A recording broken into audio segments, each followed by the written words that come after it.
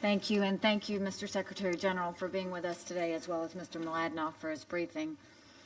We are meeting today in a forum that is very familiar to all of us. This session on the Middle East has been taking place each month for many, many years.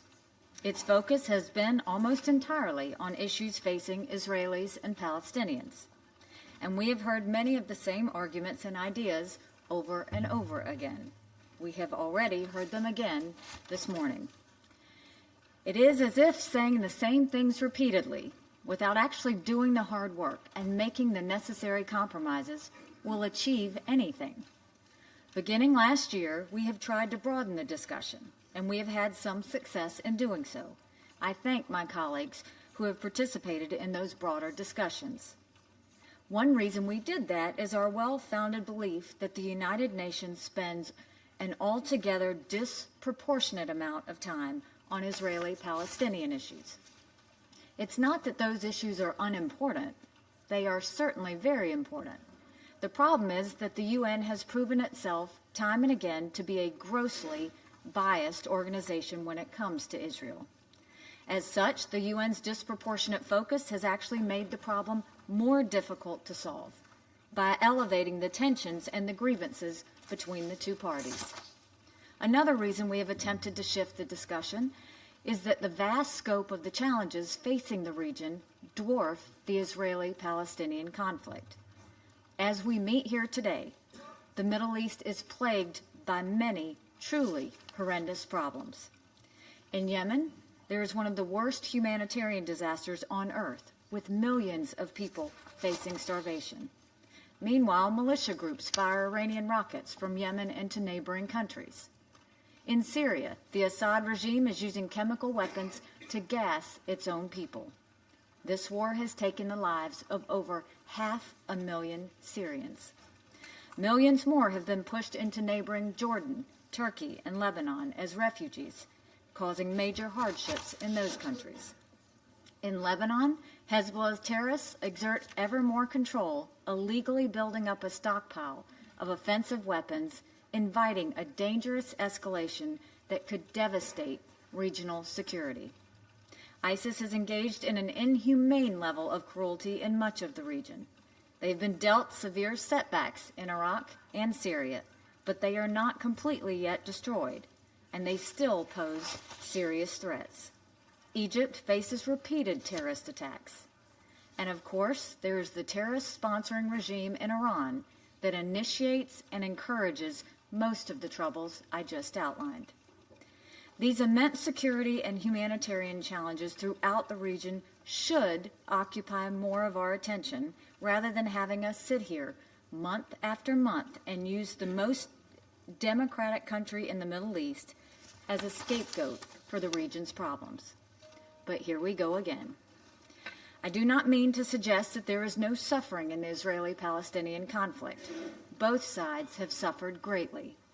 So many innocent Israelis have been killed or injured by suicide bombings, stabbings, and other sickening terrorist attacks.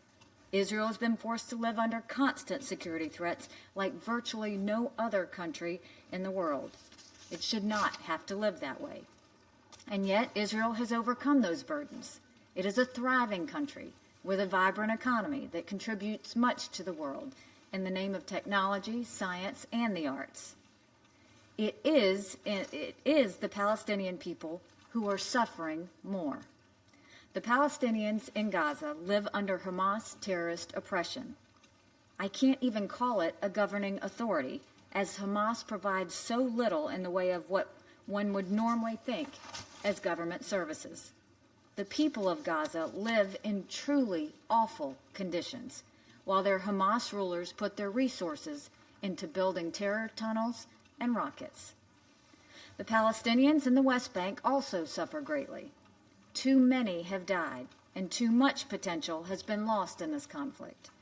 We are joined here today by Palestinian Authority President Abbas. I'm sorry he declined to stay in the chamber to hear the remarks of others. Even though he has left the room, I will address the balance of my remarks to him. President Abbas, When the new American administration came into the office last January, we did so against the fresh backdrop of the passage of Security Council Resolution 2334. In the waning days of the previous American administration, the United States made a serious error in allowing that resolution to pass. Resolution 2334 was wrong on many levels. I'm not going to get into the substance now.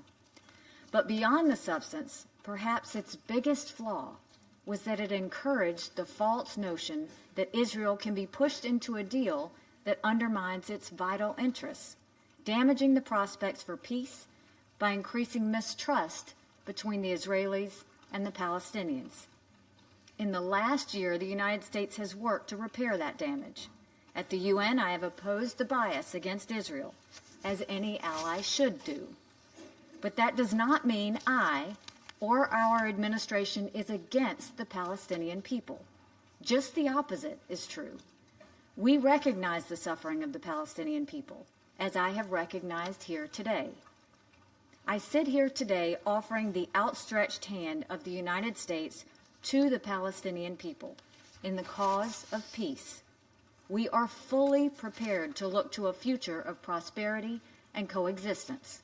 We welcome you as the leader of the Palestinian people here today. But I will decline the advice I was recently given by your top negotiator, Saeb Erekat. I will not shut up. Rather, I will respectfully speak some hard truths. The Palestinian leadership has a choice to make between two different paths. There's the path of absolutist demands, hateful rhetoric, and incitement to violence. That path has led and will continue to lead to nothing but hardship for the Palestinian people. Or there is the path of negotiation and compromise. History has shown that path to be successful for Egypt and Jordan, including the transfer of territory. That path remains open to the Palestinian leadership, if only it is courageous enough to take it. The United States knows the Palestinian leadership was very unhappy with the decision to move our embassy to Jerusalem. You don't have to like that decision. You don't have to praise it. You don't even have to accept it. But know this, that decision will not change.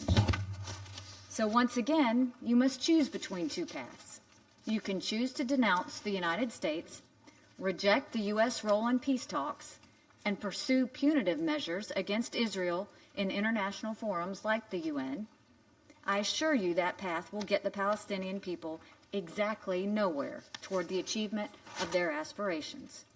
Or you can choose to put aside your anger about the location of our embassy and move forward with us toward a negotiated compromise that holds great potential for improving the lives of the Palestinian people. Putting forward old talking points and entrenched and undeveloped concepts achieves nothing.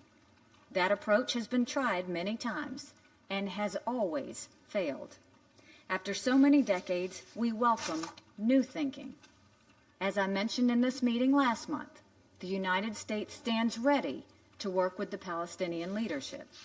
Our negotiators are sitting right behind me, ready to talk. But we will not chase after you. The choice, Mr. President, is yours. Thank you. مندوبة الولايات المتحدة على كلمتها، وأعطي الكلمة الآن